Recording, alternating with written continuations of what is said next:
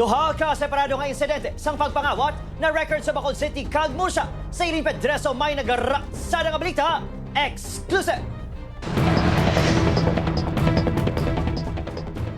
Sa kuha sa CCTV, makita nga makapila ka beses nga naglabay sa guwa sang Kalanaan ang lalaki sa 13th Lacson Street, Barangay 7, Bacolod City. Sang nakatiempo, madasig sini naging hakwat ang plain sheet nga nakataklob sa buho pasulod sa Kalanaan. Ang customer ka sir, kulbaan, mana sila sir mo nga magkaon.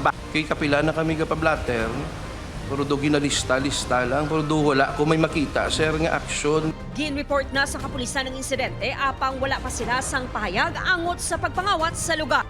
Kintakop sa kapulisan ng 19 anyos nga si alias Jen, bangod sa pagpang-shoplift sa isa ka baligyan sa Barangay Zone 3, Murcia, Negros Occidental. Mismo ang nagarubing nga gwardya nakadakop sa akto sa sospek nga nagapangsunod sa pila ka item sa iya bag. Actually may duwa ka gwardya nga gasunod nga dan sa iya.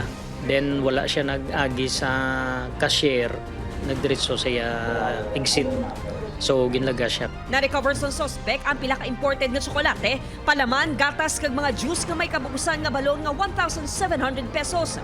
Base sa pahayag sa sospek sa kapulisan, nangawat ini bangod sa kapigaduhon. Nagapangatubang ini sang reklamo nga theft. Upod kay Herald Ekhang, Aileen Pedreso ang naga. Ratsada!